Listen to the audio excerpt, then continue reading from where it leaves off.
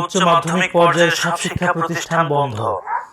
বিদ্যালয় ও কলেজগামী শিক্ষার্থীদের নিরাপত্তার কথা বিবেচনা করে মাধ্যমিক ও উচ্চ মাধ্যমিক পর্যায়ের সব শিক্ষা প্রতিষ্ঠান বন্ধ ঘোষণা করা হয়েছে মঙ্গলবার 16 জুলাই। রাতে শিক্ষা মন্ত্রণালয়ের জনসংযোগ কর্মকর্তা এম.এ. খায়ের দৈনিক আমাদের বার্তাকে এমন তথ্য জানান।